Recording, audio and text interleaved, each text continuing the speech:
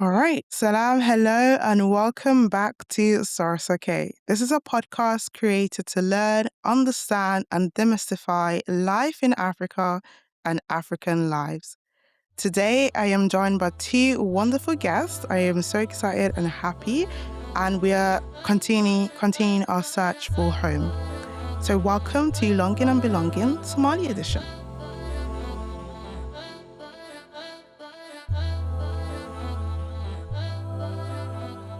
If you can just give us a little brief introduction about yourself and I guess how you find yourself here, what's your journey like? Assalamu alaikum. My name is Khadija. I'm 30 years old, Somali, and from West London. Born and raised, been here my whole life. And I've been back home, that's That's a home. question. That's, Ooh. yeah, I mean, is it home? Because I've used that term and someone's actually once asked me, why do you refer to it as home when you don't really think of it as home? Did your parents migrate here in their youth or how was it? They both came here, my dad in the late 80s and my mum shortly after in 93, I believe, and had all their kids here. Oh, so they Uh, met here? no, they met from back home, but my Oh, dad was here first, and then my okay. mum, it was like after the war, Yeah. um, and my my dad had already come to the UK, and my mum had gone to like Kenya and Okay. had been there for a while before she came over. But yeah, they'd have been already married before they got here. What was going on in Somalia around that time? The civil Civil war war, was yeah. going on. Okay. Fab. All right. And then Nemo, if you can give a little brief introduction. Yeah, Assalamu alaikum. I'm also 30 years old from West London, the centre of Somalia, Shepherd Bush. I came here at 9 years old. So I was born in a small town called Obara in Ethiopia.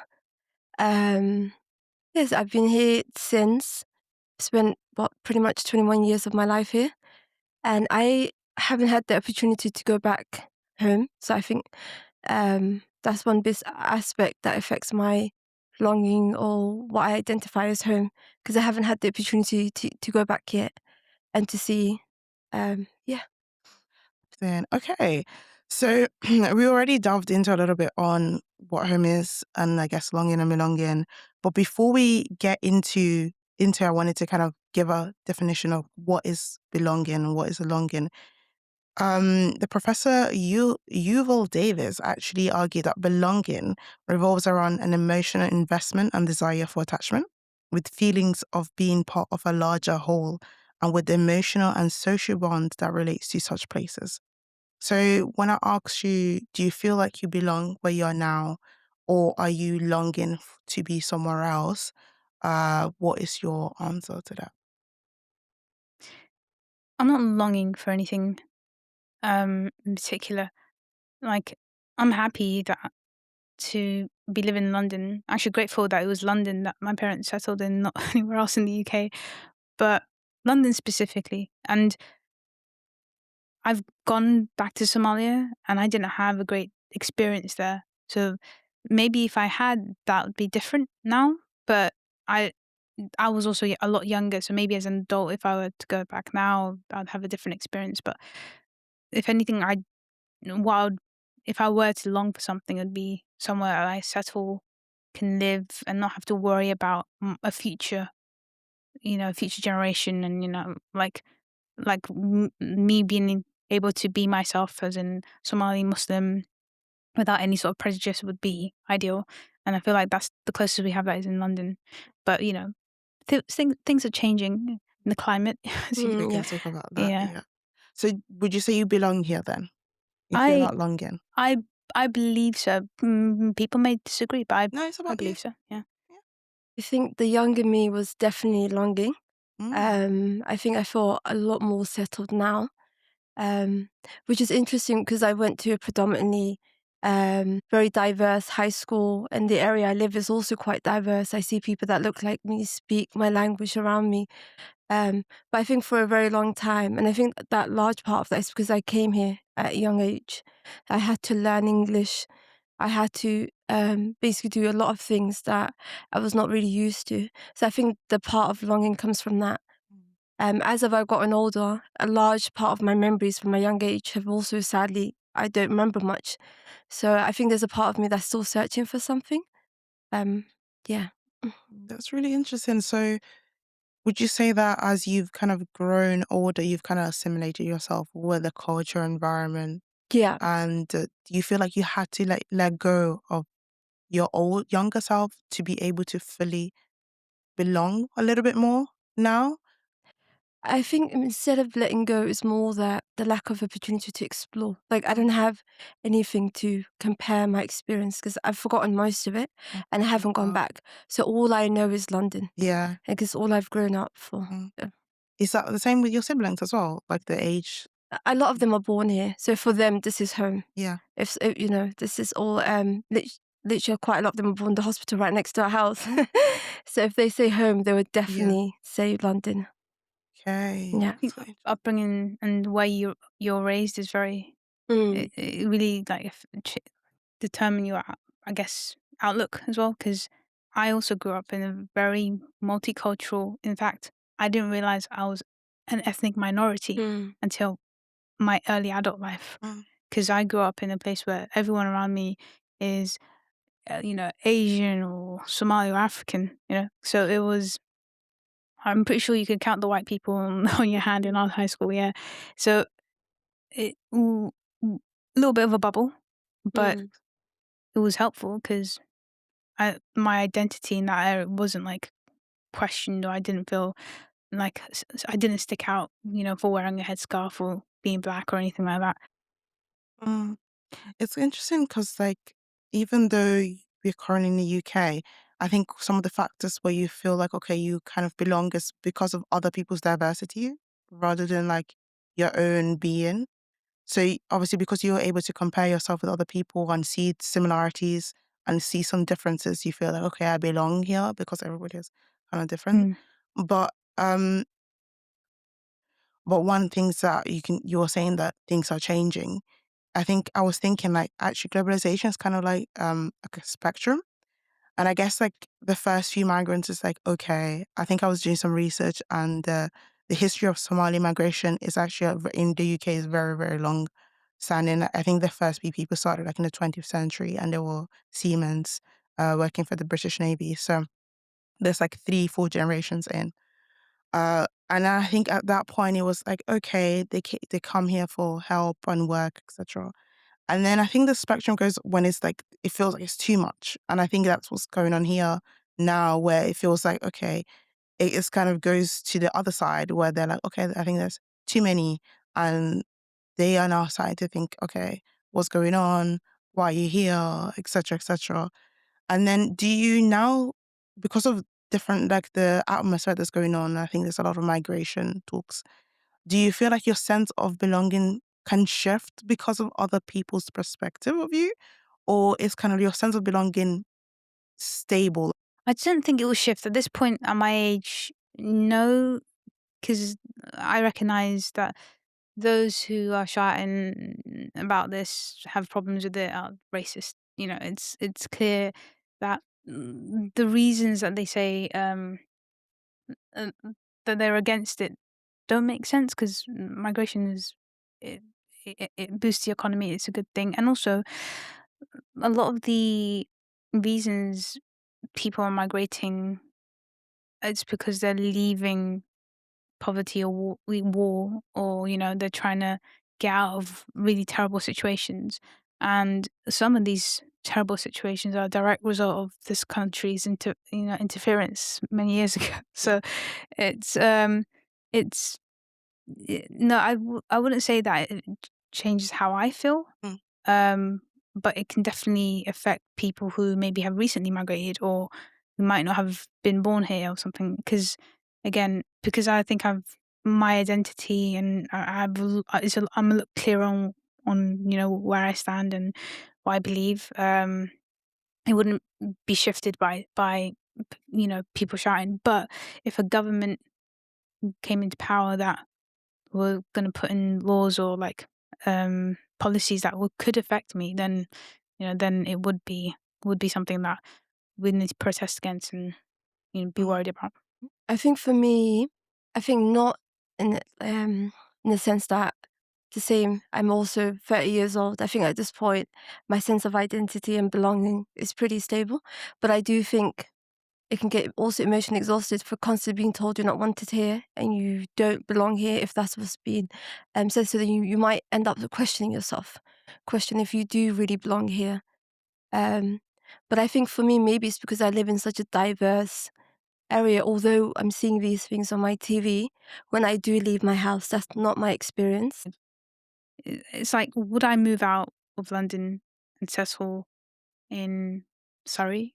Probably not. Or like, or Essex? Probably not. But that's again because London's a melting pot, and there's within London there's many different communities and areas. I think yeah, you're right about Shepherd's Bush being like Yeah. Somali Central. Like there's areas where you'll be around not only your community but other communities, and just by being around other communities and having Bangladeshi community, Pakistani community, Indian community around you, and having that diversity makes you feel like at home in a Mm. weird way, in a weird way. But yeah, I get. But yeah, it that rhetoric is everywhere. Especially you can't really avoid it. TikTok, YouTube, it's news. So do you guys have like a factors or certain things that you feel like, okay, because I have X, Y, and Z, I belong? Like, is there a list per se that you're thinking, okay, I was born here or I have a British passport, that's why I belong? Or is it more like just a mental state that anyone can have? I feel like it's more of a mental state because also I feel like the Black British experience is very unique in itself as well. Mm. Um, so I feel like I would put in things like school. There's certain things that growing up or going to a British school that you would experience that maybe you wouldn't experience otherwise in other places. Um, eh, yeah, and I also think community. But I think the large part of me saying community is also maybe because I'm older now. I've had long friendships that I go to the same shops, same restaurants that I visit regularly. I walk the same road. Um, so I feel like the large part of it is that. I wouldn't say my sense of belonging is tied to a passport. Um, I think belonging is definitely a state of mind, and then I think has different it's different for everybody. Some people might be the fact that they have local communities that look like them, so they feel just a lot more comfortable to be able to maneuver around a bit more. Yeah. Yeah, it doesn't. It's not tied to a passport. If you lived here, if you settled here, and and you've decided to live here, and now you're working, you're paying rent, you're paying taxes, you're just part of society, and you're contributing. Um, and even if you're not, if you've migrated here, and it takes a while to like get set up and stuff. Um, if you've decided to call this place your home, then who should say otherwise? Um, Obviously, legally, technically, yeah. But obviously, people do come in illegally, but that's a different topic. But a l- the question is, if someone were to come in, or come to the UK from, say, uh, Russia, right? White man, would they have the same? Would they be questioned if they've decided to migrate here fully? And then eventually become a citizen? Would anyone question them? They're still Russian, but you're also British. You know, um, I think it's because I was born here and went through the education system and just lived here my whole life. The thing is, I do not. I've gone back to Somalia and I don't fit in there. So if I don't have home here there, then where, and not here, then where's home?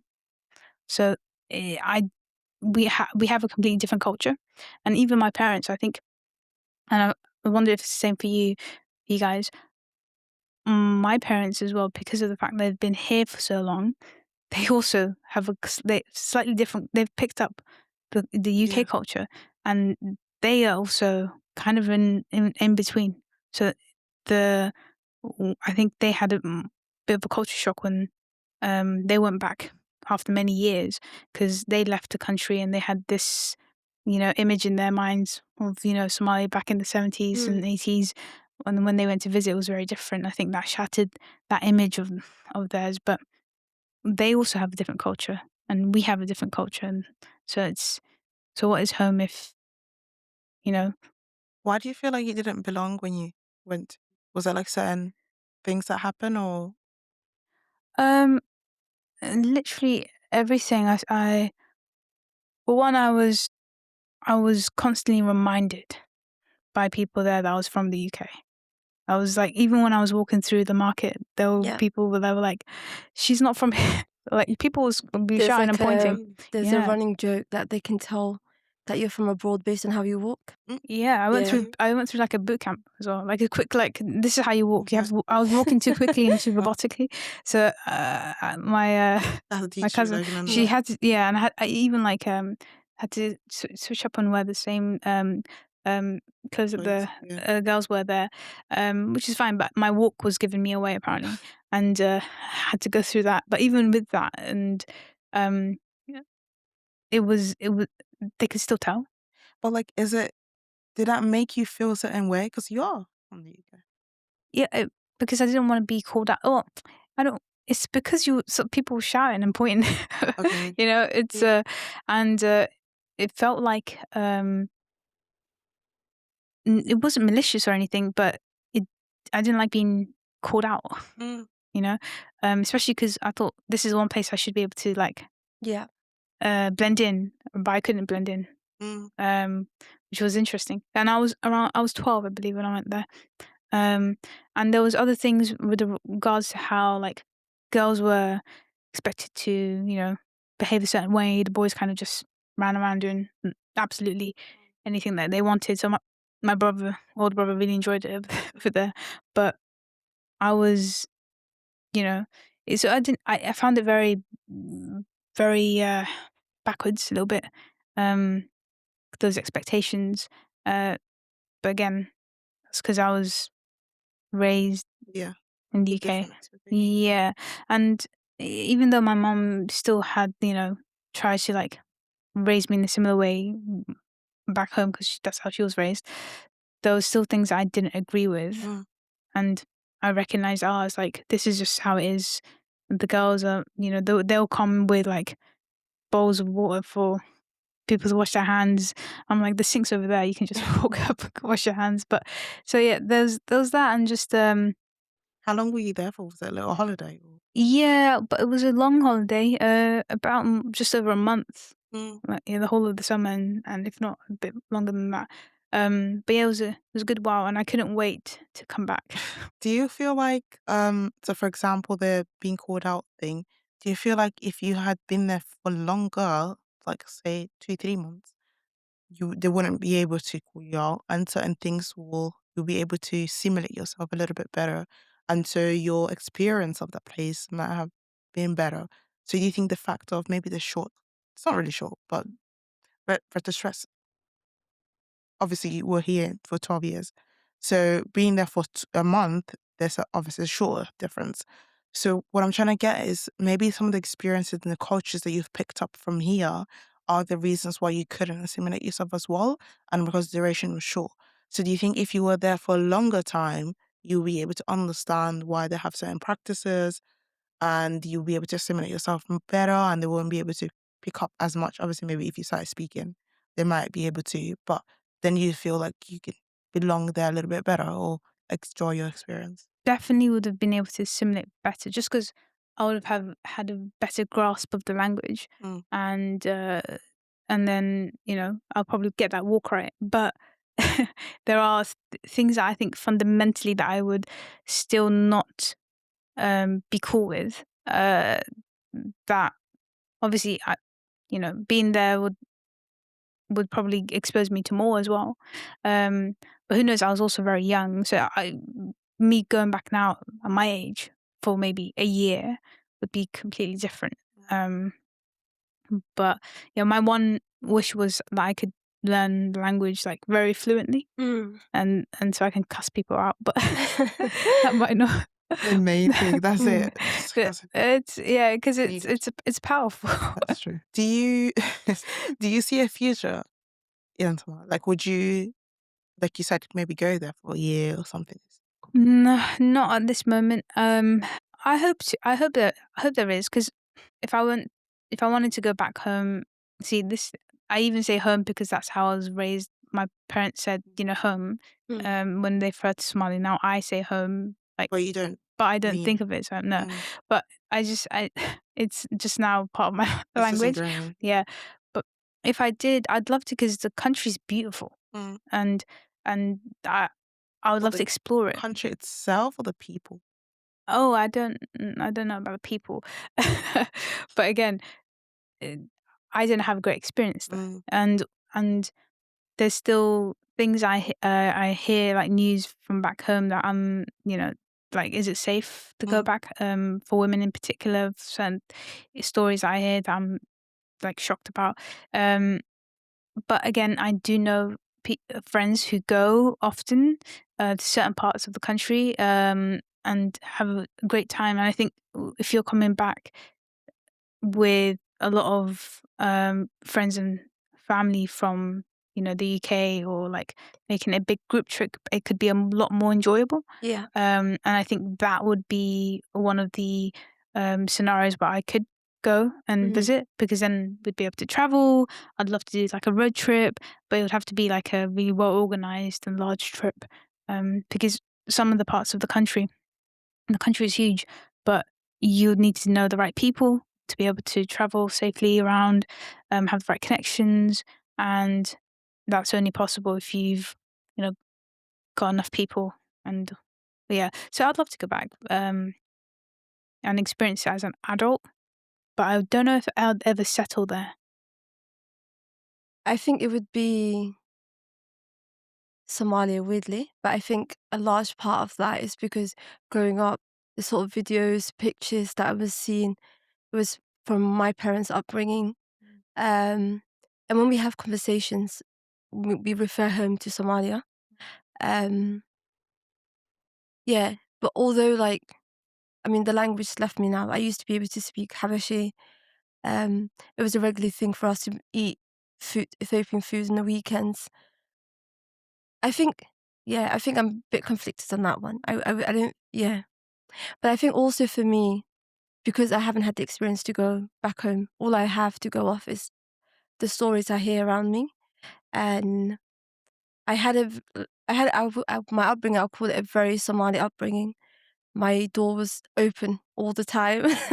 There's people there. So my aunties will come often to do poetry, especially on Fridays. They'll bring Ethiopian coffee, we'll drink that. There's particular foods we eat. They still do it even now. So that's the sort of environment I grew up. Um, so for me, I think when I talk about home, I do definitely sometimes refer to Somalia. is Yeah. the culture different or is it very, like, similar? Like, between where you are? Somali Ethiopians still have the same culture. So yeah. Yeah. I think the only difference is just the slight colours in the cultural wear. We have this thing called Hindi and it's like yellow, red striped Yeah. traditional dress that we wrap around ourselves. And I believe Somali Ethiopians is a strip of green in it. Yeah, Do they have the same language as well? Or is same it language, but the dialect is slightly different in terms of like certain words that I'll call bread. People from central Somalia might not use that word. Um, Wait, but apart from differences. sorry, Habashi Yeah, and Somali yeah. are similar? Not similar the language. I meant the Somali people that live in Ethiopia. Yeah, yeah, not Right. the Oh, the language. Somali people. Right. Yep. The language is very different. Yep. Yeah. is there Sorry. a big Somali community in Ethiopia, like where you're Yeah, I okay. think that there's a large Somali community in Ethiopia. The same as Kenya, I believe, as well. Mm. Yeah. That's so interesting because, like, our parents, like, for myself, they came to the UK around the same, like, 20-ish, 8 year old. And it's around the same age as us. And we are like saying, like for myself, like all I've ever known is London and the people in London and the environment and culture in London. But still, they've taken the step to kind of look for a better future. And obviously, there's a lot of things that was going on in their homeland. But if I was to kind of ask us, do you think the youth generation has a different mindset of stepping out and kind of like going outside of our comfort zone and experiencing new things? Because I feel like when I ask like if you would go back, I think this hesitation of because all you know is here. Mm. So it's the fear of the unknown. But I feel like there are generations of our parents and grandparents, they didn't have that. Or do you think it's because of the factors of kind of like at home, there's war and conflict, so that's kind of like the pushing factor?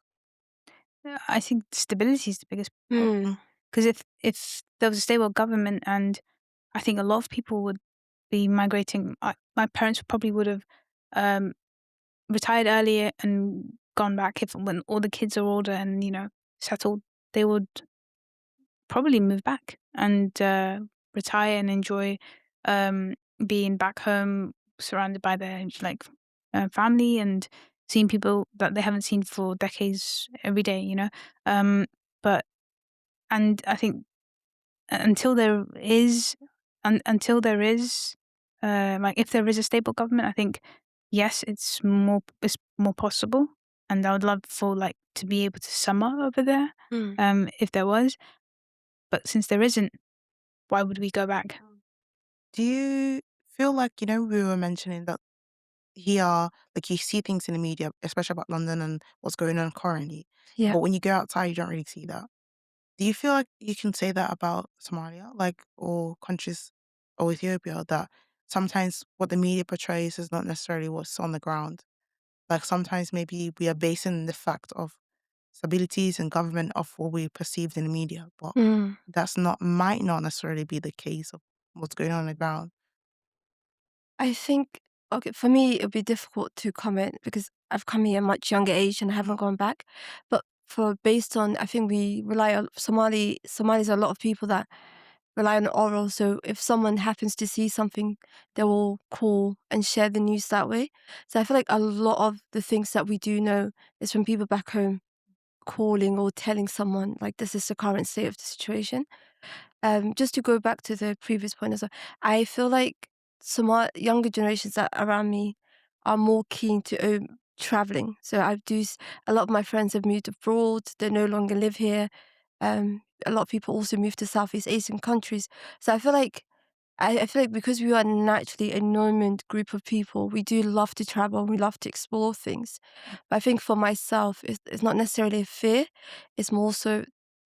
Um, Maybe actually, yeah, that's a question I do have to ask myself. It might actually be because it's all I know. I don't know. Would I travel? It doesn't have to be Somalia. You can travel to any Yeah. Yeah, country in Seoul, and then I think in that case, the fear of the unknown, but also like the complexities of traveling and settling somewhere. yeah. That's something that isn't straightforward as well.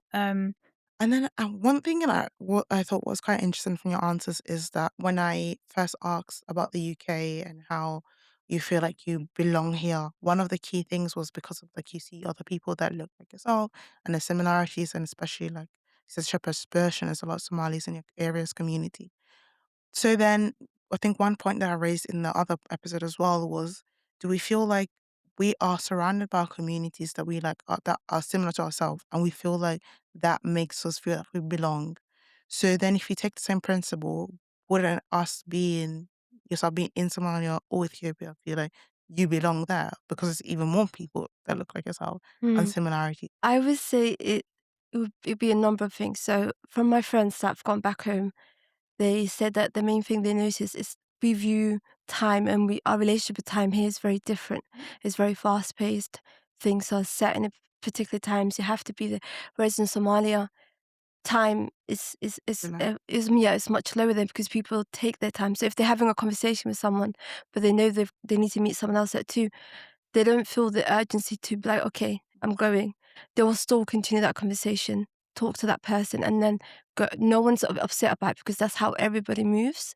Um, I think it's also a lot of cultural differences. So there are certain things that being born here that maybe I believe is fundamentally important to my values, but might not be in the norm elsewhere. Um, so I do think being raised where you're raised definitely plays a large part. I think maybe had I come here at a much older age, then my answers might have been different. I came here at year 5, so yeah. Maybe that's what Somali timing comes from. Yeah. Then also I forget the walk as well. It's Yeah, really slow. yeah. So yeah, I think that it's very important for us to kind of recover the base of longing and belonging. And I think the next bit is kind of like delve deeper into, okay, how does that affect how you move around and incorporate yourself, interact with your world now? So you said that you kind of feel like we belong here. So that how does that manifest in your everyday life? Do you feel like your sense of belonging, it's manifested in your work, it's manifested in your things that you enjoy, things that you don't like, or is it kind of just like a mental state where you're just kind of there? I don't question. You In my don't. day to day, I don't Mm. think about whether or not I belong. I'm just living life. Mm. I It's think, Bill, we don't see a continuous future in here, so we don't put all of our eggs in one basket and like root ourselves. So we always have the idea of, "Well, actually, let me send this money or Mm. reserve this for at home." Yeah. So do you feel like that kind of sense of, let me not put too much down here? Do you feel like you have that in your, not maybe not everyday life, but like generally think that you're Yep. I mean, from the conversations that I've had with my aunts, because some of them came here in the 80s, they said that at the beginning was very much like their suitcase wasn't fully unpacked Mm, because they always felt like the opportunity to go back home could mm, come any time. So some people did also raise their kids with that mindset. So I feel like a large part of the disconnect and really rooting ourselves is a lot of our parents are hoping that when things get better, they would love to go back home and yeah, take their kids with them. And then that has trickled down, and now you have these young kids that also have been taught you might go back, but they've been born and raised here. This is all they know. So there's definitely a disconnect of belonging in that aspect as well. So I think that definitely plays a large part. The idea that we can pack up at any point and we're going. So you don't feel the need to maybe think about um opening a business here that could yeah, be long term. infrastructure, Yeah. So it's why do that when I know I might need the monies to move back mm, anytime. So there's definitely a large part of that amongst from what I've seen in my own community. And I think another part of it is also um, based on where Somali people are from. Even ourselves, we have slight different cultural mm, aspects. Like, for example, I have a very unorthodox version of Nima, which is how you're supposed to say my name in Somali, mm, but my parents call me Nemo, which is sometimes it gets me quite an interesting reaction because a lot of people feel like I'm whitewashing myself. So I have to explain, like, no, I promise you, this is what my parents call me at home. Like, this is all I've grown up for. This is what my siblings call me. So there's also a lot of aspects of that. I think if I look back to when I was younger, and definitely, I think the sense of belonging for me was trying to find spaces that I felt comfortable. Um, because for me, I can speak the language. So for me, it wasn't really much of an issue trying to speak to my aunties, ask them questions if I was curious. So I didn't feel a disconnect that way. I think if I wasn't sure about something, I will ask. But I definitely do feel like a large part of that not feeling rooted, especially in the Somali community, is due to the we're ready to pack and go yeah, situation. Yeah. yeah, pretty much the same. I'm pretty like I remember my mum saying she's gonna go back. mm, Like they never intended to settle here and live here permanently. This was just a diversion yeah, because of the war, and they were plan. And I think that's why you don't see as many. Even though Somalis have been here for a good while, you will see Somali-owned businesses Mm. but they tend to be clustered in certain areas. They do exist, but also our community isn't as big as the Asian community as well. They've been here longer as well, um, but they do exist, and they're there for like practicality as well. Like there's restaurants and there are like Somalian pharmacies you know, in the Somali like Wamo, for example, Mhm. that they exist. Um, but again, I think a lot of the early when majority migrated in the 90s, I think a lot of people didn't intend to stay here forever. It was, and my mum also had a suitcase that was um, packed the whole time, but it wasn't. I think it was just because there was all the nice dress were in there. I think Yeah. I don't think it was. Don't think it was like to prepare to move back. But yes, I think now though, after like 30 years, it's been accepted, I think, at this point. Mm. And hopefully there'll be more businesses, and kids have a lot of kids have been raised and born here, and they will probably, continue to sell here and build businesses. So hopefully there will be more Yeah. Somalian businesses in the future. Inshallah, that'll be amazing. And maybe hopefully the country becomes more peaceful, and then there can be businesses, and things can flourish, parents can go back and forth. But yeah, I think now in certain parts like Somaliland, Hargeisa, I know that a lot of um people go back for holiday. They even move back and retire there, and they come back now and then. I know friends, parents who travel back and forth as well, and they've got that opportunity to do that because there are certain parts of the country that are becoming, I think Bush doing really well. So there are certain parts of the country that are getting better. But again, if you're from that area, if you have family there, it's easier to travel there. It's really to do with where your family, what region your family's from. Mm. Um, but yeah, I think you're right about that though. But there's also the other thing about homes, like actually settling, building roots here. Like I've been thinking, I want to buy property at some point, Mm. in the Islamic way, and the only thing that was like making it difficult is because of you can't do a mortgage. Um, Perhaps if there was an Islamically easier way to do it years ago, maybe there'll be more Muslims who have Mm. done it. I think that's also been a barrier as well. So for cultures, do you eat their traditional food, or like how is that with culture? Do you go to like Somali parties? Like, how involved are you with the culture? I think as I got older, I definitely got more involved. Mm. And I think that large part of that is me wanting to feel like I'm part of the community.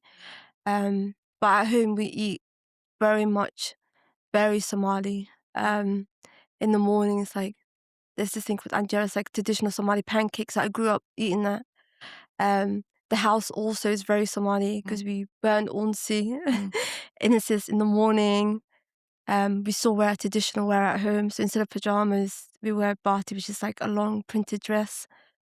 So I would say in that aspect, yeah, culturally, I think my upbringing is very Somali.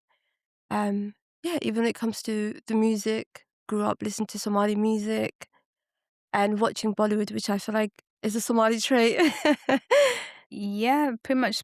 Like our parents, they they raised us very Somali. I mean, I didn't even think about it. Yeah, just Somali food is the only food that I grew up eating. Mm.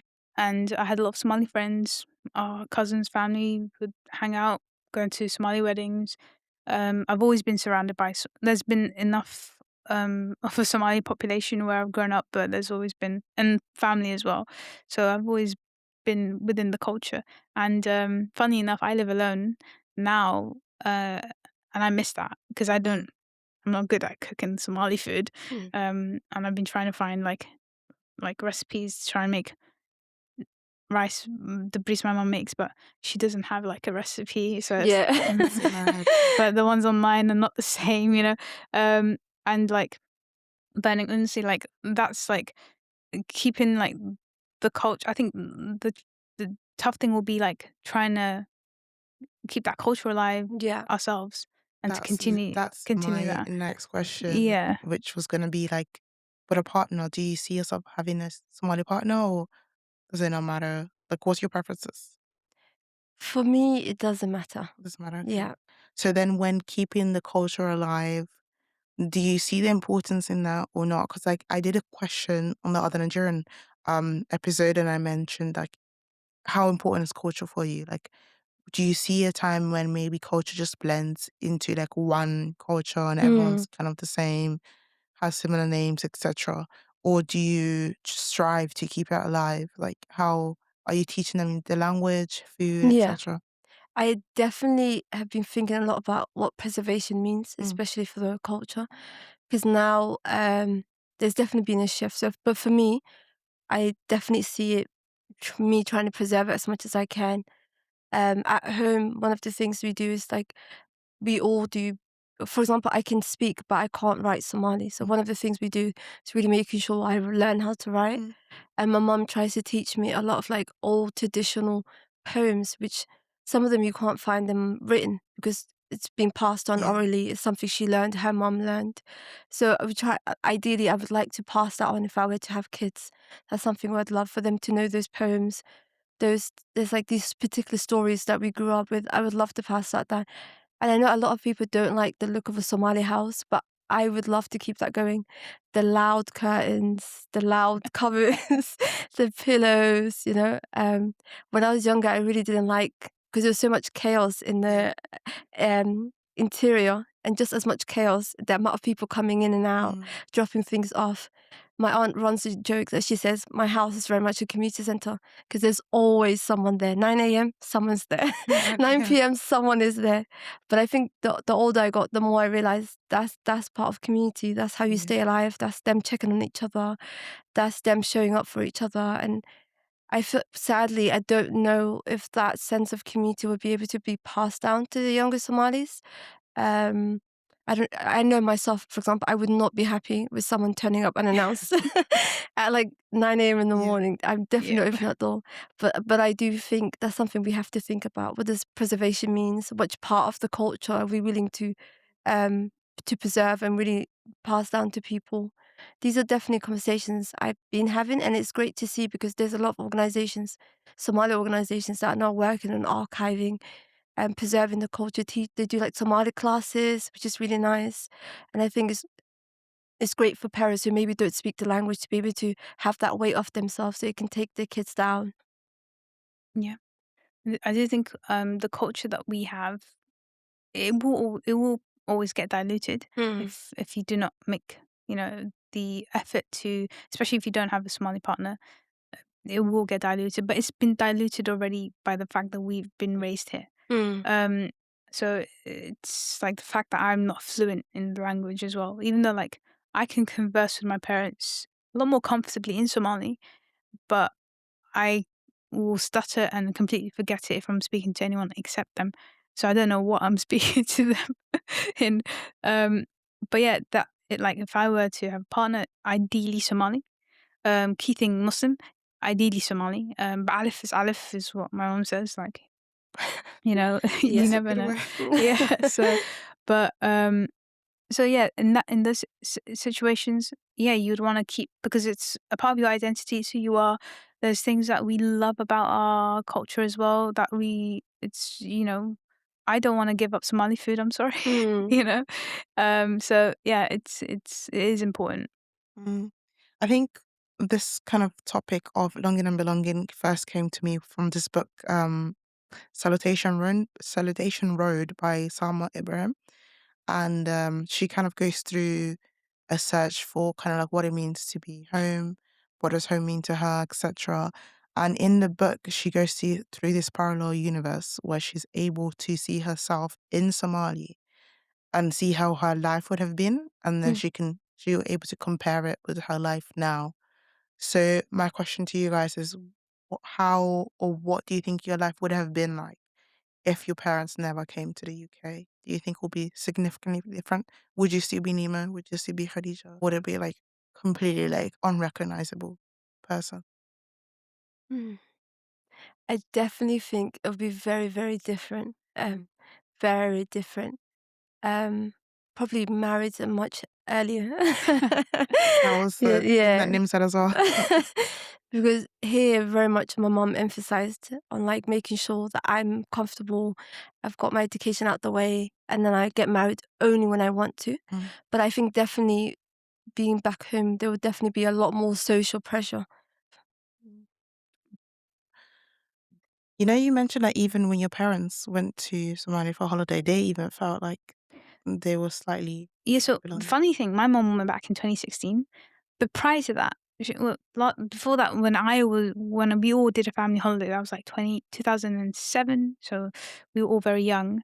I think I was 12 at the time, and between then that was the first time she'd gone back since she migrated, and 2016 is the last and most recent time she's gone. And prior to that, she'd always compare me to uh, what girls my age are like back home. Oh, they do this and that, and you don't do this and that. She went back in 2016. She came back. She never ever compared me ever again. My cousins were also there, so they told me that, there's like some of the things that they witnessed. I think that was like she shocked because that I think facade had been shattered Mm, because again because of the fact that they've been away for so long. They've You only remember like the good things that we built up. Mm, This like maybe this slight fantasy mm, or like a slightly better version of what you remember. And also it was a very different time, so that version of the country is no longer the version of the country that exists now. So they were still they're remembering the 70s and 80s, which was very good different. to you. Honestly, I really enjoyed this conversation. I think the main reason why I wanted to talk about this and bring the topic of like longing and belonging, and I specifically have different circles like I have in different countries because I want to see if there's like similarities and differences between, like, for example, the Nigerian prospect or perspective is compared to the Somali perspective, and what the differences are, similarities, why.